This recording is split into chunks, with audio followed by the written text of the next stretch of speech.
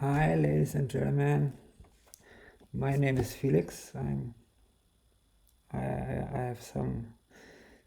I got some. I need something to say. I got something to talk about, and that's my life. You know, maybe it's not interesting for you. You can just stop the movie. But I think my life is quite interesting because I'm 51 years old now, and I lived through quite a lot of things, and I'm still doing that. And especially why I had the idea to record a movie about that topic is because yesterday I saw on YouTube another guy um, talking about the same topic, um, and it was very interesting. Not only for me, he had like 3.6 million visitors that time, that far, and I think thousands and thousands of people, 10,000 and 10,000s of people were involved in that topic. They put it beside, or I don't know how they got through it until today, but it's about the drug addiction, especially in America. It's quite a big thing at the time, as far as I see.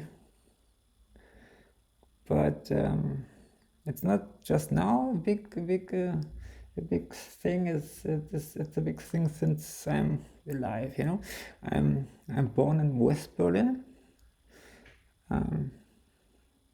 You might know the book Christiane F. We Kids from Bernhof Zoo. That's quite a long time ago. But when that movie was made, or when this girl Christiane wrote that book, I was, I think, 10 or 11 years old, and I lived exactly in that area where this book or this movie is playing, and it came after me through all my life. I wrote that book when I was maybe 12, and I thought I have nothing to do with that. That's not my world and stuff. And finally, I found out I have very much to do with that, and that's exactly the world I'm living in. And today I know this girl personally. That's not a girl anymore, it's an old woman. But we have quite a few things in common. And yeah, it's a long story, but I'm born in 1996.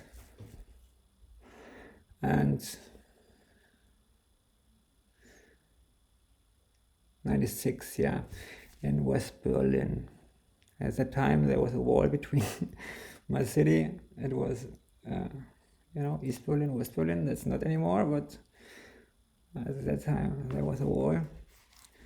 And my mother, she gave birth to me when she was 19 years old, And that were not easy times in Germany or in Berlin because Cold War was on, and the people thought they're gonna be an atomic bomb soon, or everything was about politics. The students, it was in America the same as in Europe. Students were going to the street and made trouble. Nobody really knew who he was and how the future will be, And my mother gave birth to me.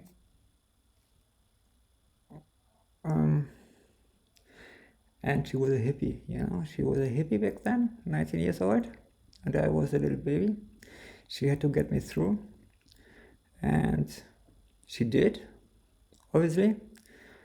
And I grew up my first 10 years in a hippie commune style household.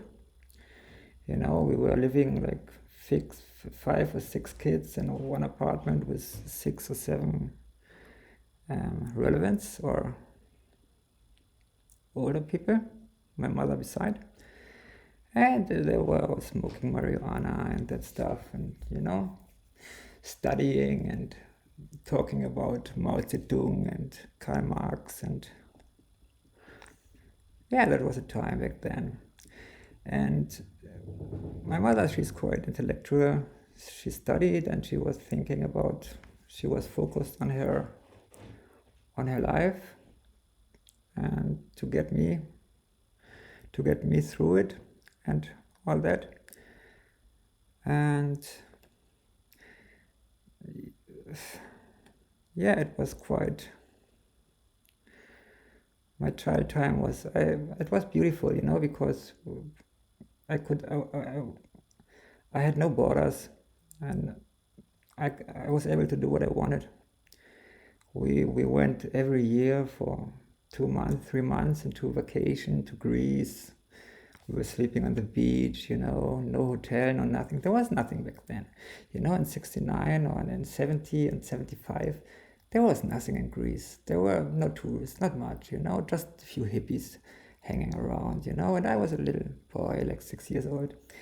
And I had just a beautiful life, We were living in a house. It belonged to my friend of my mother. It was right in the inner city of West Berlin, Bahnhof Zoo, right where that book is playing. I just told 5 minutes. Told 5 minutes about, and we were living right in the inner city of West Berlin, and it was fun. And I had no borders, I was able to do what I want. When I wanted to go to school, I went. When I didn't want, I didn't. I had a lot of friends. That was a beautiful life, And in 1980 or something, it was. Life changed quite drastically for me because I was in school, and there were borders, it was not without border. The school was with borders, and I couldn't do what I want, and I didn't went quite good. I didn't went quite good along with it, because I was used to do what I want, and then there came the teacher and said, yeah, you have to do your homework, and you have to do this, and you have to do that. And that didn't fit well to me, not well at all, because it didn't seem natural. Because when you live the first few years in your life a special style, that's how it is. And when it changes, like 10 years later or 5 or whatever, that's quite hard to deal with, that's you cannot deal with it that easy. So I wasn't good in school, because I didn't want that, I didn't want that. I was interested the first 3 months of every year, and then I had another thought in my mind, and I wanted to do another thing, and I didn't accept the teachers. My favorite band back then was Pink Floyd. We don't need no education. I remember exactly, and it came so far that I had to change school every year, because I didn't go anywhere to school. I just went out the apartment in the morning at 8, and I went to the street. I met with my friends, and I did something. I started smoking, for example, very early. I was a great kid, very early on. And I came back home, and my mother thought I was in school. She thought everything was all right, but it wasn't. It wasn't. For years it went on like this. Finally, I had to change school very often, every year, and I had no good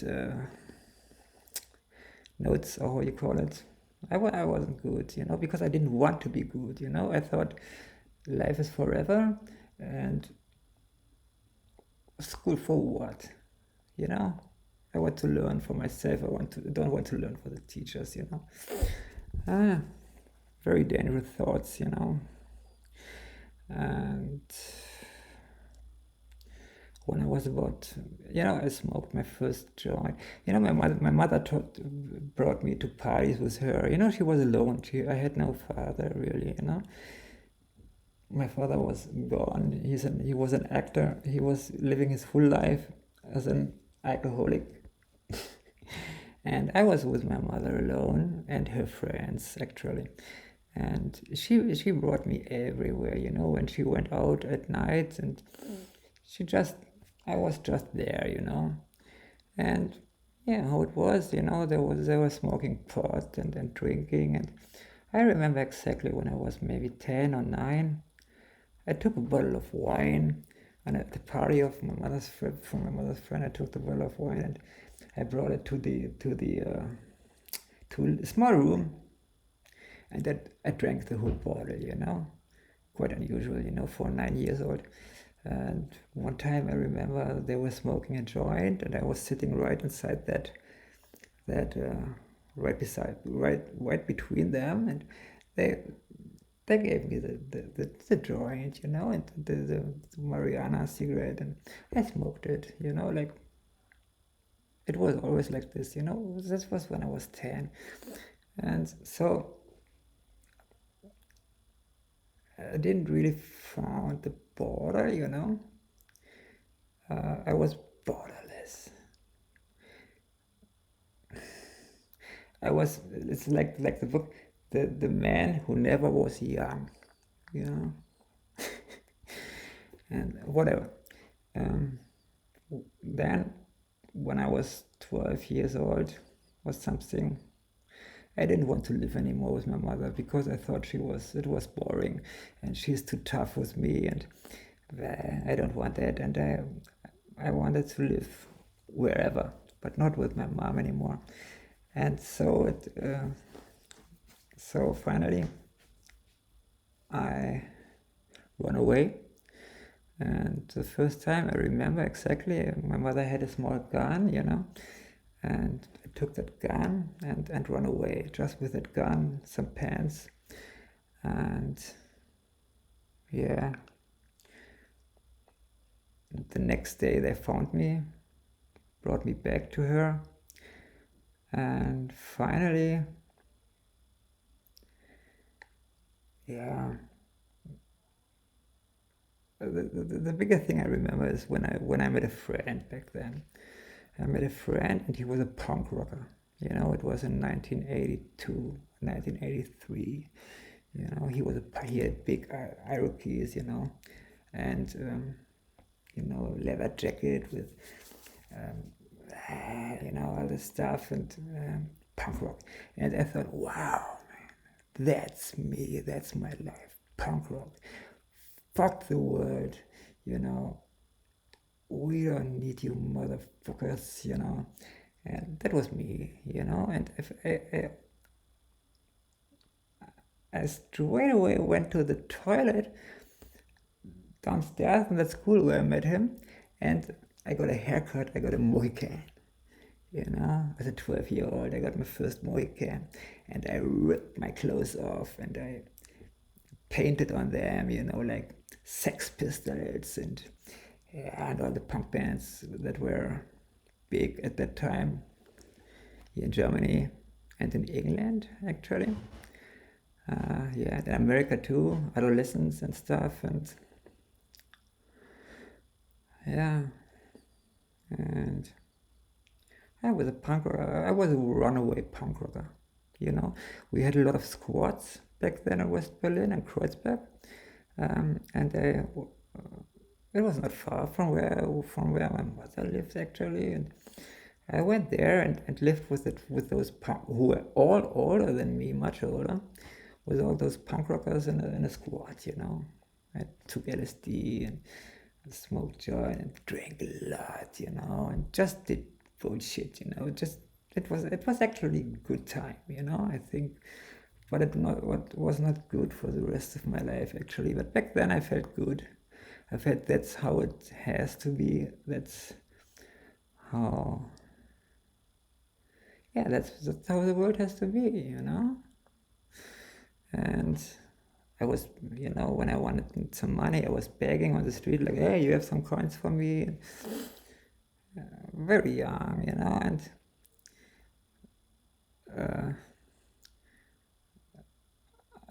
as life is, the most were older, and there were guys, like, I remember one guy, Krak, he was like 21, he was a punk rocker too, but actually when I think today about it, he was a child abuser, but back then, I didn't realize that. I was a beautiful little blonde kid, and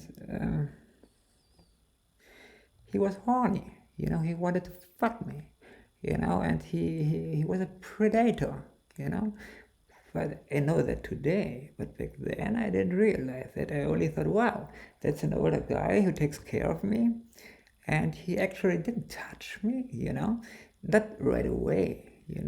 Maybe after half a year, because we were sleeping this night here and this night there, and after half a year he started, slowly to touch me and to touch my dick. It didn't feel good, but I thought, that's he's older than me, and that's okay. It's my face, my friend. What the fuck? I didn't realize the impact that would have on me later on, and so there were quite a few guys in the punk scene who were predators and um,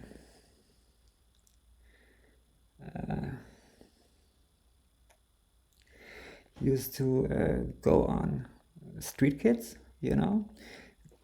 like I'm your father figure style, but I'm your friend, and you can do everything you want with me. You can go to concerts, you can drink with some joints. What the fuck? I can touch your dick. Why not? It doesn't hurt.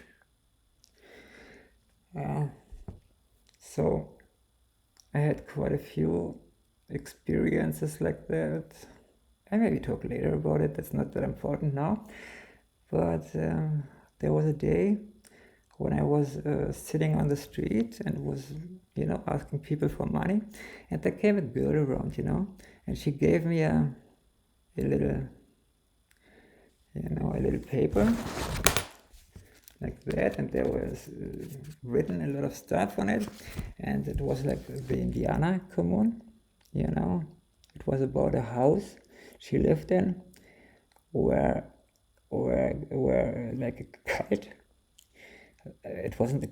It was a kite actually. When I think now about it, but back then I didn't realize that there were a bunch of predators living in Nuremberg, Germany, and they were taking care of punk rock kids, and they did that quite organized. The oldest guy his name was Lutz, and he was like a 41-year-old horny old guy, and on that paper was written exactly what I thought. It was, we don't need no education, fuck the adolescents, kids rule the world, and when you come to our house, you can live however you want, and you can do whatever you want, and it seems like this is good. This is all right. You can live there. I don't have to ask people for money, and that.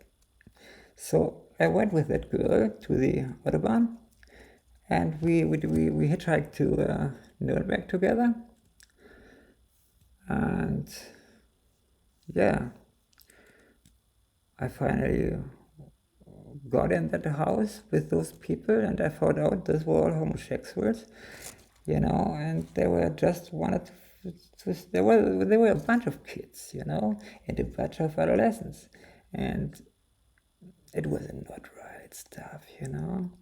I don't want to talk about that too much now, but maybe on a later movie I can talk about that.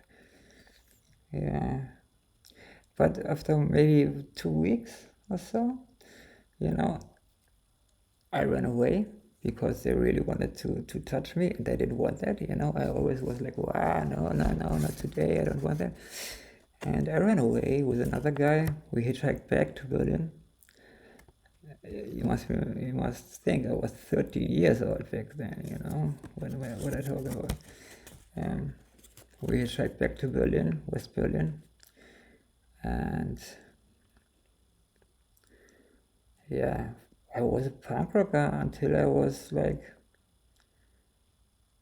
19 or something. I was a really hardcore punk rocker. I listened to Chromax, all the New York hardcore stuff and the English stuff and the German stuff. Full blown hard punk rocker.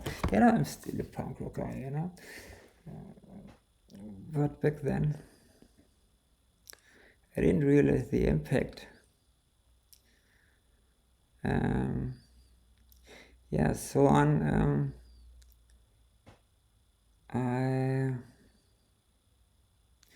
I moved with my mother in and out. She was quite understanding, but she didn't really know what to do exactly.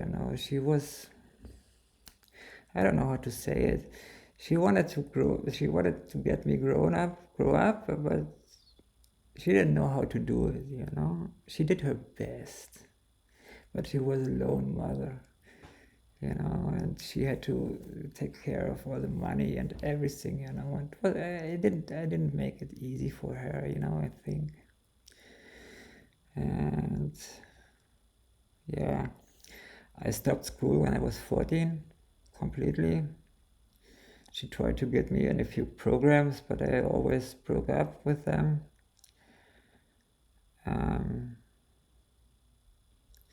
But I wasn't that bad, I was a quite crazy, unorganized, stupid kid, but I had the future in front of me, And when I think I was 19, I had a good job as a concert. I worked on concerts, I built up the stages, and for example, the big concert in Berlin back then, Pink Floyd, The Wall, I actually built the stage for it and the tent, I was a concert roadie. I don't know. I all the time was on concerts, Bad Brain, Slayer, Metallica. I built back then all the concerts. I built them up. I took care of the bands. I brought them the Cannabis, Soulfly, and whatever, what the fuck, they Exploited. I know them all, Until 1990 about, when I had quite a lot of money in my, I had quite a lot of money, It was like $20,000 I had under my bed. And I thought, okay, I worked now for the last 2 years and I just wasted my time. I want to do a big vacation now, And I was thinking about, where do I go? I want to go alone and I want to open end, I have a lot of money, and when the money is out, maybe my mother sends me some, but I want to do something open end, So I thought about Kenya, Africa and stuff, and a friend of mine told me, yeah, no, Africa's boring, Thailand is very, very, very nice actually at the moment, and you should go to Thailand, it's very cheap, there are a lot of hippies and freaks, And I thought, okay, man, why not? I go to Thailand, it seemed so beautiful to me. So I took a plane and went to Thailand when I was 19. And it was like he said, I went straight to Khao San Road. And it was a main hippie street back then.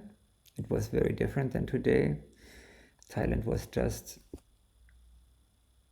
very new to the travelers, you know. It wasn't exploited that much. It was beautiful, you know. I went there, it was a whole another world to me, you know. I didn't know, wow, what the fuck is going on here, you know.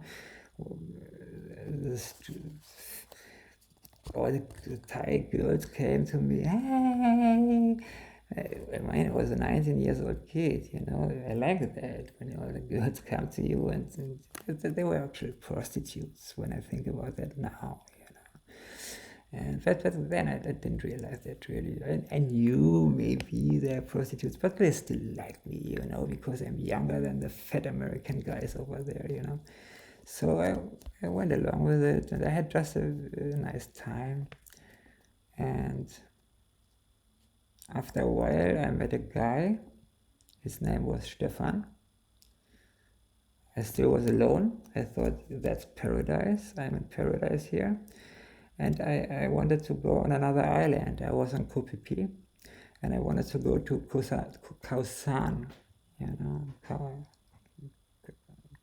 Koh San, no, another island anyway, you know.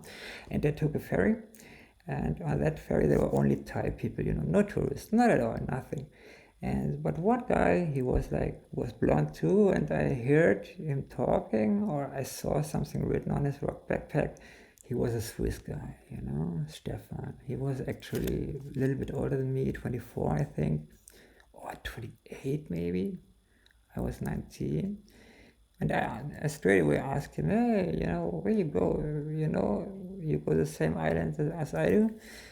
You know, where are cool people there where you can buy a joint or some cannabis, or, you know.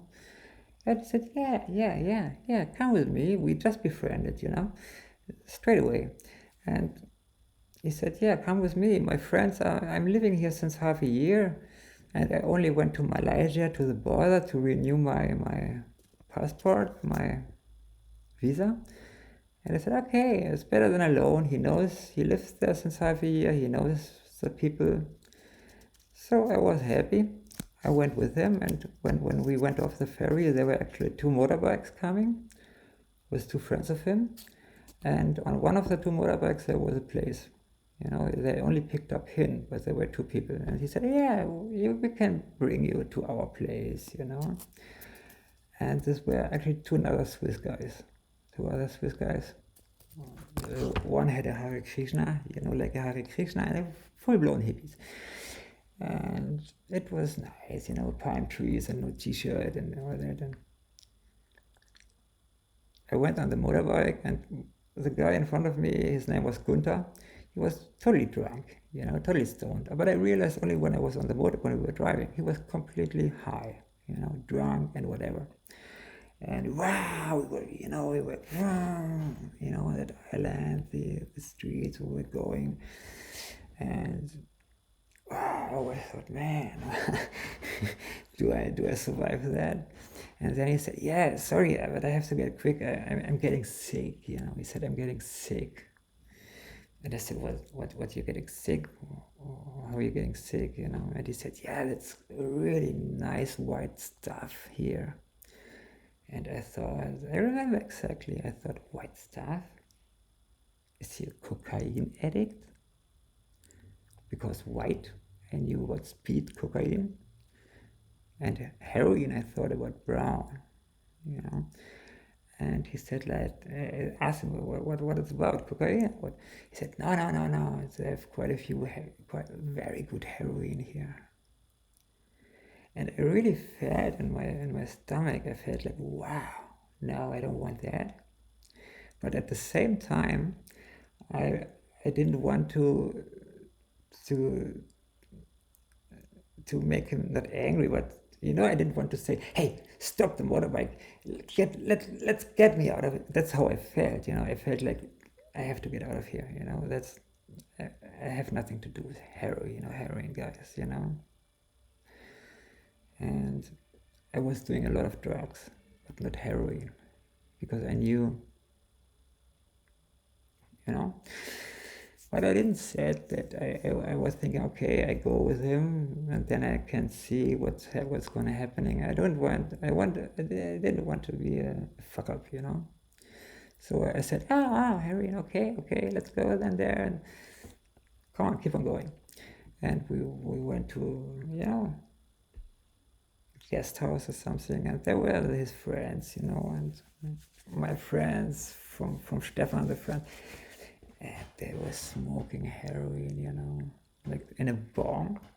I was smoking only cannabis, you know, and it was like smoking, and yeah, quite good. And they were putting on top of the cannabis the heroin in the bong, you know, in the pipe, and they lighted it, and they were absolutely high. And I thought, wow, that looks nice, you know. But I didn't want. I didn't want, you know. Don't take heroin, you know. I take drugs, but I'm not a drug addict because I don't take heroin, you know, like that. And after a few days, I said to Stefan, you know, what's about that stuff, you know? When I would take a nose, you know, I would sniff a nose. Will I be addicted straight away?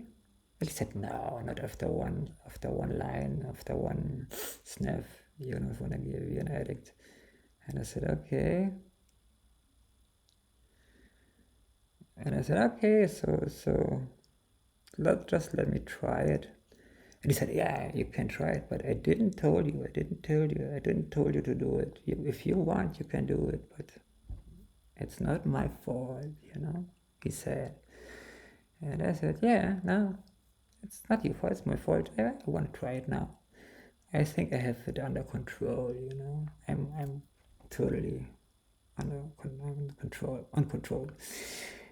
And I took a nose, and I didn't feel nothing at all, you know. And the next day, I said, yeah, maybe I should try another sniff. And I took that sniff, and that was my first heroin high, you know. It was nice. It was very cheap, you know. Back then, I didn't know it can be much more cheap, but as I go on with the story, you will find out.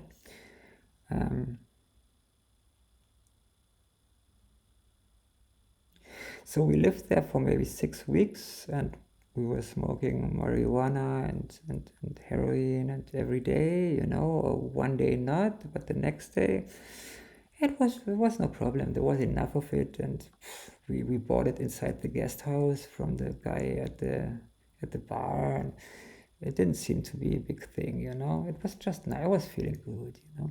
And after 6 weeks, they said, yeah, you want to come with me? We have to go up to the Golden Triangle to Chiang Mai. Because, no, first we have to go to Bangkok to get some more money. Their parents sent them some money, and they want to pick it up. And after that, they wanted to go to the Golden Triangle, to Chiang Mai. First Bangkok, then Chiang Mai. And so I said, okay, come with you. We were already befriended, and I trusted them. So I went with them to Bangkok. And then we went to a street, you know, Khao San Road, the tourist mile in Bangkok for the hippies. It is still now, but today it's very different. I was there in 2005, and it was a different world than back then in 1990 or 89. There were only hippies from Israel, Switzerland, Holland, England. No Germans at all. But from everywhere in the world. But I was the only German, actually, I think. But back then I already spoke quite good English, so I did go along. I was going along with everybody, getting along, and it was not in the Khao San Road, but a side street, you know. We went, you know, there are all these streets and the houses in the houses, and we went like a really secret street, you know. And there were guest houses. It was next to Cabo San Road actually, but it wasn't easy to find, you know.